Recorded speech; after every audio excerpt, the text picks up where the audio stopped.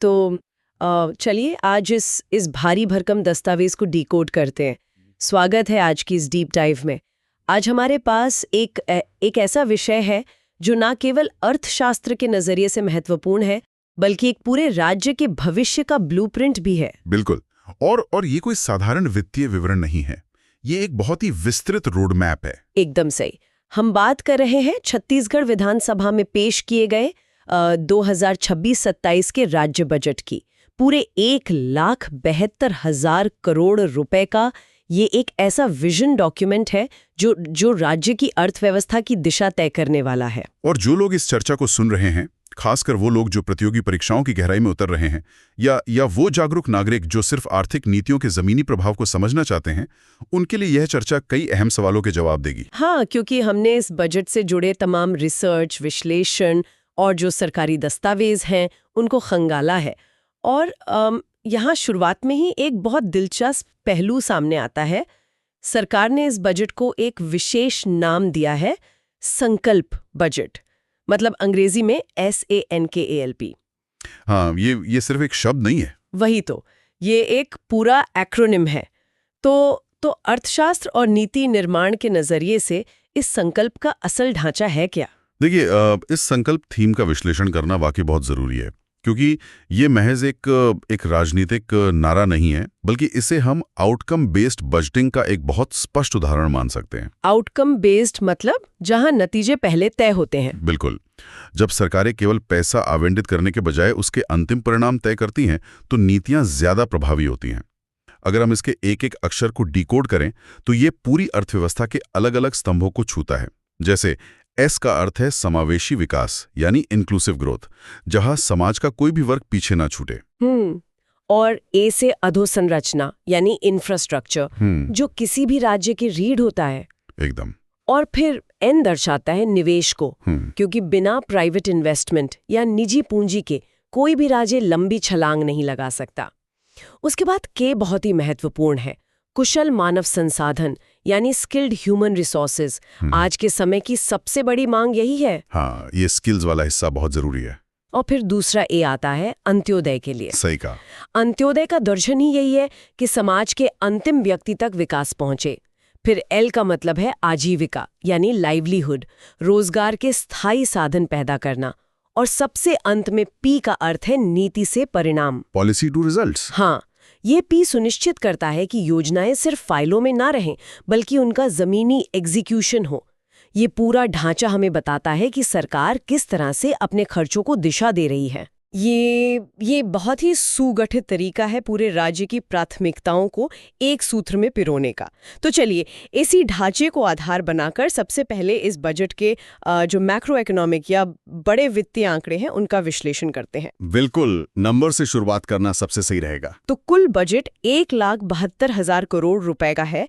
इसमें से राजस्व व्यय यानी रेवेन्यू एक्सपेंडिचर के लिए 1,45,000 करोड़ रुपए रखे गए हैं, और पूंजीगत व्यय यानी कैपिटल एक्सपेंडिचर के लिए 26,500 करोड़ रुपए का आवंटन है, जो कि एक काफी दिलचस्प बंटवारा है। हाँ, और जो लोग सुन रहे हैं उनके लिए इसे थोड़ा आसान कर देते हैं। राजस्व व्यय एक तरह से राज्य को चलाने का रोजमर्रा का खर्च होता है, जैसे सैलरी या बिल भरना, जबकि पूंजीगत व्यय से भविष्य की संपत्तियां या एसेट्स बनते हैं, जैसे स्कूल, अस्पताल या सड़कें। बहुत सही उदाहरण है यह। अब मेरा सवाल यहाँ ये है, हम अक्सर देखते हैं कि राज्य सरकारें अपने राजस्व व्यय को नियंत्रित करने में संघर्ष करती हैं। कुल बजट का इतना बड़ा हिस्सा जब राजस्व व्यय में जा रहा है और केवल 26,500 करोड़ रुपए पूंजीगत व्यय के लिए बच रहे हैं, तो क्या ये भविष्य के लिए एक पर्याप्त नींव बना रहा है? देखिए, ये एक बहुत ही सटीक और विश्लेषणात्मक सवाल है। किसी भी राज्य के बजट का मूल्यांकन करते समय अर्थशास्त्री सबसे पहले इसी अनुपात को देखते हैं। ये सच है कि 1,45,000 करोड़ रुपए का राजस्व व्यय बहुत बड़ा लगता है। हाँ, सुनने में तो काफी बड़ा नंबर है। लेकिन हमें यह भी समझना होगा कि शिक्षा और स्वास्थ्य जैसी बुनियादी सेवाओं में जो वेतन दिए जाते हैं, वे राजस्व व्यय का ही हिस्सा होते हैं। एक सरकारी स्कूल के शिक्षक का वेतन भले ही पूंजीगत व्यय न हो, लेकिन वह उसके यानी कुशल मानव संसाधन के विकास के लिए अनिवार्य है। ये बात तो है। बिना अच्छे टीचर्स के अब ह्यूमन रिसोर्स कैसे बनाएंगे? बिल्कुल। हालांकि ये जो 26,500 करोड़ रुपए का पूंजीगत व्यय है वो कुल बजट का लगभग 15 से 16% बैठता है। एक आदर्श स्थिति में विकासशील राज्यों को इसे 20% के करीब ले जाने का प्रयास करना चाहिए। मतलब अभी थोड़ा स्कोप और है सुधार का। हाँ, लेकिन मौजूदा आर्थिक परिस्थितियों और कल्याणकारी योजनाओं के दबाव को देखते हुए ये एक सम्मानजनक आंकड़ा है। ये दर्शाता है कि सरकार नई सड़कों, पुलों और अस्पतालों के निर्माण पर ध्यान केंद्रित कर रही है, भले ही उस पर मौजूदा सिस्टम को चलाने का भारी वित्तीय दबाव हो। इसी वित्तीय दबाव से जुड़ा एक और आंकड़ा है जो तुरंत ध्यान खींचता है, राजकोषीय घाटा यानी फिस्कल डेफिसिट। इस बजट में राजकोषीय घाटा 20,400 करोड़ रुपए अनुमानित है, जो कि राज्य के कुल घरेलू उत्पाद यानी जीएसडीपी का लगभग 2.87% है। 2.87%। हाँ। अब ये आंकड़ा एफआरबीएम एक्ट की जो 3% की सीमा होती है उसके भीतर तो है, जो तकनीकी रूप से सुरक्षित माना जाता है, लेकिन मैं यहाँ थोड़ा डेविल्स एडवोकेट की भूमिका निभाना चाहूंगी। पूछिए। बिल्कुल। क्या ये 2.87% का घाटा वाकई अच्छी गुणवत्ता वाला घाटा है?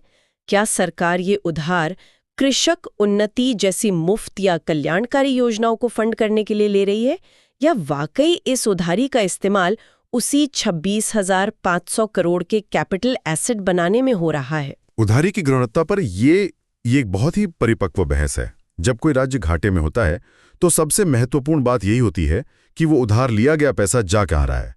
अगर आप उधार लेकर रोजमर्रा के खर्च चला रहे हैं तो वो एक डेब्ट ट्रैप या कर्ज के जाल की शुरुआत है, जो कि बहुत खतरनाक स्थिति हो सकती है। लेकिन अगर हम छत्तीसगढ़ के इस बजट के दस्तावेजों का गहराई से अध्ययन करें तो राजकोषीय घाटा 20,400 करोड़ है और पूंजीगत व्यय 26,500 करोड़ है। अच्छा, मतलब पूंजीगत व्यय घाटे से ज्यादा है। ये इसका सबसे अहम पॉइंट है। इसका सीधा सा अर्थ यह है कि राज्य का जो उधार है वो पूरी तरह से नई संपत्तियों के निर्माण यानी कैपिटल एक्सपेंडिचर द्वारा कवर हो रहा है। राजस्व खाते में राज्य घाटे में नहीं है। इसलिए अर्थशास्त्र के कड़े मानदंडों पर भी इस घाटे को वित्तीय अनुशासन का एक सकारात्मक संकेत ही माना जाएगा। मतलब सरकार अपनी चादर देखकर ही पैर पसार रही है और उधारी का इस्तेमाल उत्पादक कार्यों के लिए कर रही है। ये स्पष्टता बहुत जरूरी थी, क्योंकि अक्सर घाटे के आंकड़ों को देखकर एक नकारात्मक धारणा बन जाती है। बिल्कुल, इसलिए नंबर्स के पीछे की कहानी समझना जरूरी होता है। चलिए अब इस मैक्रो इकोनॉमिक ढांचे से निकलकर ग्रामीण अर्थव्यवस्था की जमीनी हकीकत पर चलते हैं। इस बजट का एक बहुत बड़ा फोकस गांव, गरीब और किसान है। कृषक उन्नति योजना को पूरे 10,000 करोड़ रुपए का ऐतिहासिक आवंटन मिला है। ये इस बजट के सबसे बड़े हाइलाइट्स में से एक है। और सिर्फ यही नहीं, इसके साथ ही बिजली, कुल्हड़, जल पंप सब्सिडी के लिए 5500 करोड़ रुपए, सिंचाई और जल जीवन मिशन के लिए 3,000 करोड़ रुपए और भूमिहीन कृषि परिवार सहायता योजना के लिए 600 करोड़ रुपए रखे गए हैं। ये आंकड़े बहुत विशाल हैं। वाकई ये सीधा रूरल इकोनॉमी में पैसा डालने का कदम है।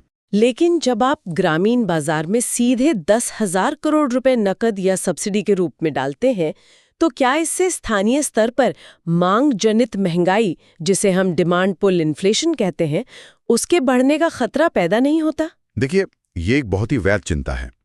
जब भी सिस्टम में अचानक इतनी बड़ी लिक्विडिटी या नकदी आती है तो शॉर्ट टर्म में यानी अल्पकाल में महंगाई बढ़ने का जोखिम हमेशा रहता है। लेकिन यहाँ हमें अर्थशास्त्र के मल्टीप्लायर इफेक्ट और सप्लाई चेन के बीच के संबंध को समझना होगा। मल्टीप्लायर इफेक्ट यानी पैसा कैसे कई गुना होकर अर्थव्यवस्था में घूमता है। बिल्कुल, ये 10,000 करोड़ रुपए कोई हवा में छापा गया पैसा नहीं है। ये किसानों द्वारा किए गए कृषि उत्पादन के एवज में दिया जा रहा है। जब एक किसान के हाथ में ये अतिरिक्त आय आती है तो उसका प्रोपेंसिटी टू कंज्यूम यानी खर्च करने की प्रवृत्ति बहुत अधिक होती है। यानी वो पैसा बैंक खातों में बस पड़ा नहीं रहता, बल्कि तुरंत बाजार में वापस आ जाता है। एकदम सही। वो किसान उस पैसे से एफएमसीजी उत्पाद खरीदेगा, कपड़े खरीदेगा, दोपहिया वाहन या ट्रैक्टर खरीदेगा, घर बनाने के लिए सीमेंट और स्टील खरीदेगा। इससे ग्रामीण क्षेत्रों में मांग का एक जबरदस्त विस्फोट होता है। और ये मांग सिर्फ गांव तक तो सीमित नहीं रहेगी। बिल्कुल नहीं। ये मांग न केवल स्थानीय व्यापारियों को फायदा पहुंचाती है, बल्कि शहरी मैन्युफैक्चरिंग हब्स की फैक्ट्रियों को भी चलाती है। इसके अलावा जो 3,000 करोड़ रुपए सिंचाई और जल जीवन मिशन के लिए हैं, वो सिर्फ पानी पहुंचाने के बारे में नहीं है। जब गांव में पाइपलाइन बिछती है तो स्थानीय ठेकेदारों को काम मिलता है, मजदूरों को दिहाड़ी मिलती है। मतलब हर लेवल पर रोजगार जनरेट हो रहा है। हाँ, और जहां तक भूमिहीन कृषि परिवारों के लिए 600 करोड़ का सवाल है, वो एक बहुत ही जरूरी सेफ्टी नेट है जो समाज के सबसे कमजोर वर्ग को अत्यधिक गरीबी में गिरने से रोकता है। कुल मिलाकर ये ग्रामीण अर्थव्यवस्था को एक स्थायी ग्रोथ इंजन में बदलने की एक बहुत सोची समझी रणनीति है। ये देखना वाकई दिलचस्प है कि कैसे खेत में इंजेक्ट किया गया पैसा एक मैन्युफैक्चरिंग सेक्टर की बैलेंस शीट को मजबूत कर देता है। अब आते हैं संकल्प के पर, यानी कुशल मानव संसाधन, जो कि मेरा पर्सनल फेवरेट हिस्सा है इस बजट का। मेरा भी, क्योंकि किसी भी राज्य का भविष्य उसकी शिक्षा और स्वास्थ्य प्रणालियों पर ही टिका होता है। स्कूल शिक्षा विभाग को 22,360 करोड़ रुपए का भारी भरकम बजट आवंटित किया गया है। लेकिन जब मैं इन दस्तावेजों को पढ़ रही थी तो एक चीज ने मुझे सच में हैरान कर दिया। क्या था वो? दस्तावेजों में स्पष्ट रूप से AI यानी आर्टिफिशियल इंटेलिजेंस और टेक्नोलॉजी शिक्षा पर विशेष फोकस की बात कही गई है। अब देखिए, छत्तीसगढ़ की पहचान हमेशा से उसके कृषि क्षेत्र, घने जंगलों, खदानों और खनिजों से रही है। हाँ, एक कोर सेक्टर ड्रिवन इकोनॉमी रही है। बिल्कुल। तो ऐसे कोर सेक्टर वाले राज्य के बजट में अचानक AI और आधुनिक तकनीक पर इतना जोर देखना थोड़ा अप्रत्याशित लगता है। क्या ये महज एक बज़वर्ड का इस्तेमाल है या इसके पीछे वाकई कोई ठोस आर्थिक रणनीति है? आपने ये बहुत ही सूक्ष्म और महत्वपूर्ण अवलोकन किया है। पहली नज़र में ये थोड़ा विसंगत लग सकता है, लेकिन अगर हम इसका गहराई से विश्लेषण करें तो ये राज्य की अर्थव्यवस्था को लीप फ्रॉग कराने यानी सीधे एक लंबी छलांग लगाने की कोशिश है। सीधे जंप मारकर नई इकोनॉमी में जाना। बिल्कुल। देखिए, खादानें और खनिज जो हैं वो परिमित संसाधन है, फाइनाइट है। वे एक न एक दिन खत्म हो जाएंगे, लेकिन मानव पूंजी अनंत है। सरकार ये समझ गई है कि पारंपरिक डिग्रियों से अब भविष्य की नौकरियां नहीं मिलने वाली हैं। हाँ, आज के समय में सिर्फ एक कागज की डिग्री काफी नहीं है। एकदम सही। बाजार को जो स्किल्स चाहिए और शिक्षण संस्थान जो सर्टिफिकेट बांट रहे हैं, उसके बीच एक बहुत बड़ी खाई बन चुकी है। इस बजट में ITI और यूनिवर्सिटी ग्रांट्स को सीधे तौर पर आधुनिक तकनीक से जोड़ने का जो फोकस है, वो उसी खाई को पाटने का प्रयास है। तो AI और डेटा साइंस का जो जिक्र है वो इसी दिशा में है। हाँ, AI और डेटा साइंस जैसे क्षेत्रों में निवेश करके छत्तीसगढ़ अपने युवाओं को केवल स्थानीय स्तर के लिए नहीं बल्कि वैश्विक गिग इकोनॉमी के लिए तैयार कर रहा है। ये एक खनन आधारित अर्थव्यवस्था से ज्ञान आधारित अर्थव्यवस्था की ओर एक बहुत ही स्पष्ट वैचारिक बदलाव है। नॉलेज बेस्ड इकोनॉमी, ये बहुत बड़ा शिफ्ट है। और मानव संसाधन का दूसरा सबसे अहम पहलू है स्वास्थ्य। हम केवल तकनीक सीखे हुए युवाओं से राज्य नहीं बना सकते, हमें स्वस्थ युवाओं की भी जरूरत है। स्वास्थ्य के बिना कोई भी मानव पूंजी काम की नहीं है। बिल्कुल। और स्वास्थ्य के बुनियादी ढांचे के लिए भी बड़े आवंटन किए गए हैं। राष्ट्रीय स्वास्थ्य मिशन को 2000 करोड़ रुपए और आयुष्मान भारत योजना के लिए 1500 करोड़ रुपए दिए गए हैं। साथ ही नए मेडिकल कॉलेजों, जिला अस्पतालों के विस्तार और कैंसर व हृदय रोग जैसे विशेष संस्थानों के निर्माण का भी जिक्र है। ये एक बहुत बड़ा स्ट्रक्चरल चेंज है। हाँ, मुझे ऐसा लगता है कि फोकस केवल प्राथमिक स्वास्थ्य पर नहीं बल्कि गंभीर बीमारियों के इलाज पर भी शिफ्ट हो रहा है। आपने बिल्कुल सही नब्ज पकड़ी है। इसे स्वास्थ्य सुविधाओं का विकेंद्रीकरण या डिसेंट्रलाइजेशन कहते हैं। ऐतिहासिक रूप से हमने देखा है कि टर्शरी केयर या विशेष इलाज केवल बड़े शहरों या राजधानी तक ही सीमित रहता था। हाँ, लोगों को बहुत दूर दूर तक ट्रैवल करना पड़ता था। बिल्कुल। एक ग्रामीण नागरिक को कैंसर या हृदय रोग के इलाज के लिए सैकड़ों किलोमीटर का सफर तय करना पड़ता था। नए मेडिकल कॉलेजों और विशेष संस्थानों के निर्माण से वो विशेषज्ञता अब जिला स्तर पर पहुंच रही है। और इसका आर्थिक पहलू भी तो है। बहुत गहरा आर्थिक पहलू है। स्वास्थ्य महज एक मेडिकल मुद्दा नहीं है, ये एक बहुत बड़ा आर्थिक सुरक्षा चक्र है। भारत में आउट ऑफ पॉकेट एक्सपेंडिचर यानी इलाज पर होने वाला व्यक्तिगत खर्च बहुत ज्यादा है। हाँ, कई बार पूरी जिंदगी की सेविंग्स खत्म हो जाती हैं। वही मैं कह रहा हूं। जब एक परिवार में कोई गंभीर रूप से बीमार पड़ता है तो अक्सर उन्हें अपनी जमीन या संपत्ति बेचनी पड़ जाती है और वे रातों रात गरीबी रेखा के नीचे चले जाते हैं।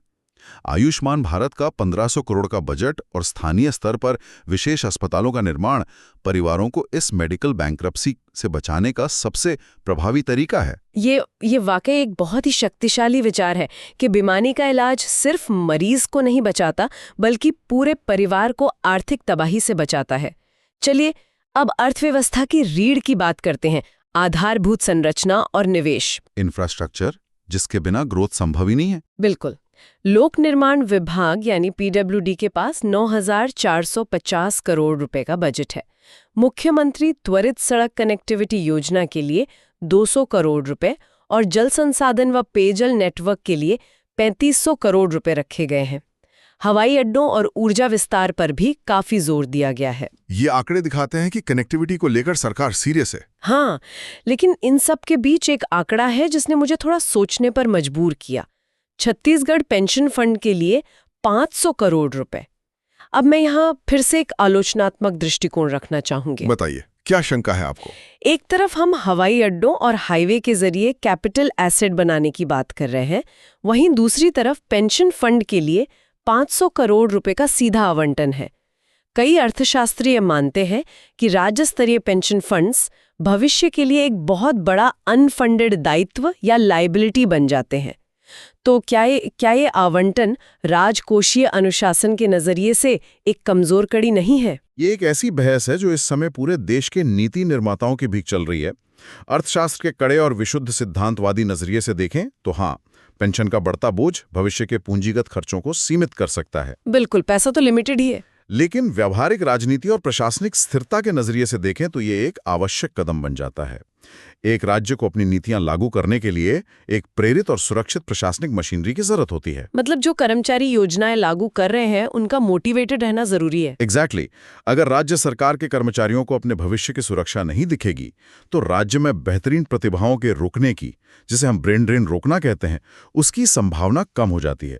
ये जो 500 करोड़ रुपए का सीड फंड है, ये एक तरीके से उस भविष्य के दायित्व को अभी से प्रबंधित करने का प्रयास है, ताकि आगे चलकर अचानक से बजट पर कोई बड़ा शॉक ना आए। अच्छा, तो ये एक बीच का रास्ता निकालने की कोशिश है। हाँ, इसे महज एक खर्च के रूप में ना देखकर एक प्रशासनिक निवेश के रूप में देखा जाना चाहिए।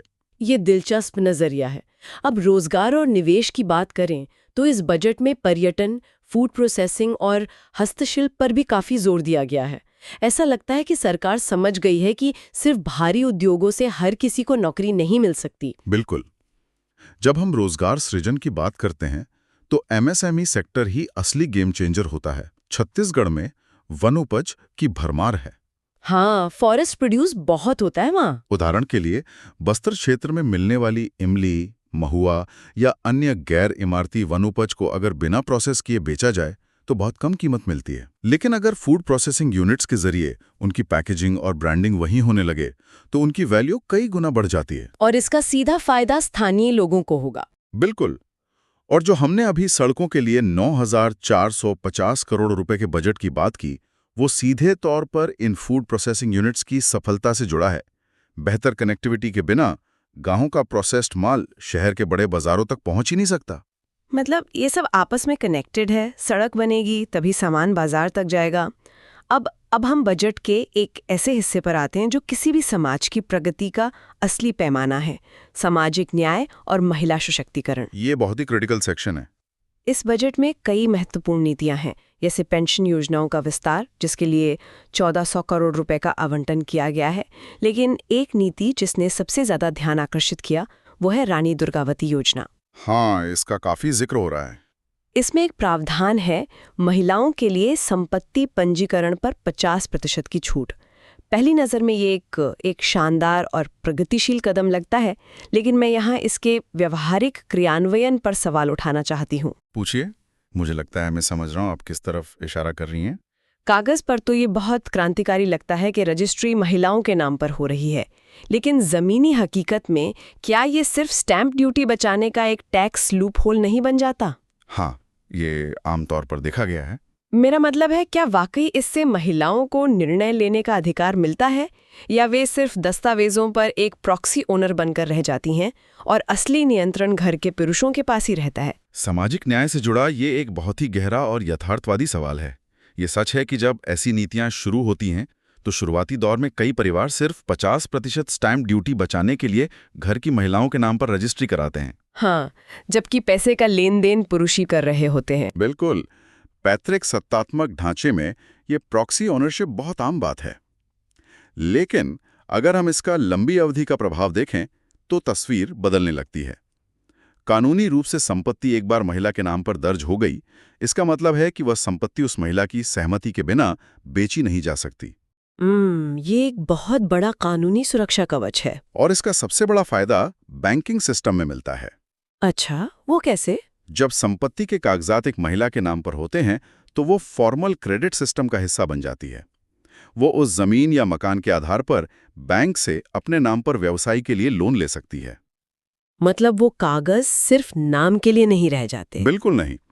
धीरे धीरे एक दशक के भीतर ये प्रॉक्सी ओनरशिप वास्तविक आर्थिक सशक्तिकरण में तब्दील होने लगती है। परिवार के वित्तीय निर्णयों में उनकी आवाज मजबूत होती है। इसलिए भले ही इसकी शुरुआत महज टैक्स बचाने के लालच से हो, लेकिन इसका अंतिम परिणाम महिलाओं को मुख्य धारा की अर्थव्यवस्था में एक स्वतंत्र भागीदार बनाना ही है। वाह! यानी ये नीति बिहेवियरल इकोनॉमिक्स का एक बेहतरीन इस्तेमाल है, लोगों के स्वार्थ का उपयोग करके एक बड़ा सामाजिक बदलाव लाना। बिल्कुल। नीति निर्माण में इसे बहुत स्मार्ट मूव माना जाता है। अब जब हम इस पूरी डीप डाइव के अंतिम चरण में हैं, तो इन सारे आंकड़ों, योजनाओं और रणनीतियों को एक साथ रखकर देखने का समय है। इस 1.72 लाख करोड़ रुपए के बजट का फाइनल ब्रेकडाउन क्या कहता है? जो ओवरऑल पिक्चर उभर कर आती है वो बहुत साफ है। जो विश्लेषण सामने आया है उसके अनुसार कुल बजट का लगभग 40% हिस्सा सामाजिक विकास के लिए रखा गया है, 36% हिस्सा आर्थिक गतिविधियों के लिए है और बाकी का 24% हिस्सा प्रशासनिक सेवाओं, कर्ज चुकाने और सामान्य खर्चों के लिए है। इस 40 और 36% के बंटवारे को आप किस तरह देखते हैं? ये प्रतिशत का जो बंटवारा है वो इस सरकार के आर्थिक दर्शन को पूरी तरह से स्पष्ट कर देता है। किसी भी राज्य के सामने हमेशा एक जटिल दुविधा होती है। किस तरह की दुविधा? दुविधा ये कि क्या हम अपना पूरा जोर नई फैक्ट्रियां, हाईवे और आईटी पार्क बनाने में लगा दें ताकि जीडीपी तेजी से बढ़े, या फिर हम सारा पैसा स्कूल, अस्पताल और पेंशन में लगा दें ताकि आज जो लोग हाशिए पर हैं उन्हें तुरंत राहत मिले। ये तो हमेशा से एक डिबेट रही है, ग्रोथ वर्सेस वेलफेयर। बिल्कुल। और ये 40% सामाजिक क्षेत्र और 36% आर्थिक क्षेत्र का जो आवंटन है, ये साबित करता है कि बजट एक बहुत ही सधा हुआ बैलेंसिंग एक्ट कर रहा है। ये पूंजीवादी विकास और कल्याणकारी राज्य के बीच का एक बेहतरीन संतुलन है। मतलब दोनों मोर्चों पर काम हो रहा है। हाँ, आधारभूत ढांचे पर खर्च से ग्रोथ रेट बढ़ेगी और सामाजिक क्षेत्र का खर्च ये सुनिश्चित करेगा कि उस ग्रोथ का फायदा समाज के सबसे निचले तबके तक पहुंचे। तो आज की इस विस्तृत चर्चा को समेटते हैं उन लोगों के लिए जो सुन रहे हैं और इस बजट का सार समझना चाहते हैं। मुख्य टेकअवेज बिल्कुल स्पष्ट है। राज्य एक तरफ कृषक उन्नति योजना के जरिए ग्रामीण अर्थव्यवस्था में नकदी और मांग पैदा कर रहा है, वहीं दूसरी तरफ 26,500 करोड़ के पूंजीगत व्यय के साथ भविष्य के एसेट्स बना रहा है। और सामाजिक स्तर पर भी बड़े बदलाव हैं। बिल्कुल। महिलाओं के नाम पर संपत्ति पंजीकरण में छूट एक शांत लेकिन प्रभावी सामाजिक क्रांति की नींव रख रही है। और सबसे चौंकाने वाली बात, एक खनन आधारित राज्य का एआई और आधुनिक तकनीक की ओर ये आक्रामक झुकाव, जो ये साबित करता है कि नीतियां भविष्य को ध्यान में रखकर बनाई जा रही हैं। इन सभी सकारात्मक पहलुओं के बावजूद एक अर्थशास्त्री के रूप में मेरे मन में एक विचार लगातार कौंध रहा है, और ये एक ऐसा बिंदु है जिस पर इस बजट का विश्लेषण करने वाले हर व्यक्ति को सोचना चाहिए। क्या है वो विचार? हमने देखा कि छत्तीसगढ़ कैसे कृषि और खनिजों से आगे बढ़कर एआई, आधुनिक कौशल और एक ज्ञान आधारित अर्थव्यवस्था की ओर मुड़ने का प्रयास कर रहा है। अगर ये लीपफ्रॉग रणनीति सफल हो जाती है तो इसका असर केवल छत्तीसगढ़ तक सीमित नहीं रहेगा। आप पड़ोसी राज्यों के संदर्भ में कह रहे हैं? बिल्कुल। क्या इस तकनीकी झुकाव से झारखंड या उड़ीसा जैसे पड़ोसी राज्यों पर दबाव नहीं पड़ेगा, जो आज भी पूरी तरह से अपनी खदानों और पारंपरिक उद्योगों पर निर्भर हैं? अगर छत्तीसगढ़ एक नया टेक और लॉजिस्टिक्स हब बनकर उभरता है तो क्या इससे पूरे पूर्वी और मध्य भारत में आर्थिक मॉडल्स को लेकर एक नई और आक्रामक प्रतिस्पर्धा की शुरुआत नहीं हो जाएगी? ये वाकई एक बहुत ही गहरा और विचारणीय प्रश्न है। अगर ये प्रयोग सफल होता है तो हो सकता है कि पूरे मध्य भारत की आर्थिक भू-राजनीति हमेशा के लिए बदल जाए।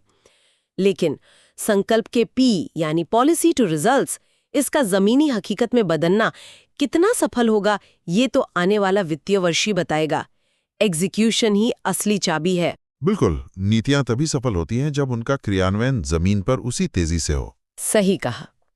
आज की इस चर्चा में हमारे साथ जुड़ने और इन जटिल आंकड़ों को इतनी गहराई और सरलता से समझने के लिए बहुत बहुत धन्यवाद। अर्थशास्त्र और नीतियों की ऐसी ही एक और दिलचस्प डीप डाइव के साथ हम जल्द ही वापस आएंगे। सीखते रहिए और अपने आसपास के आर्थिक बदलावों का विश्लेषण करते रहिए।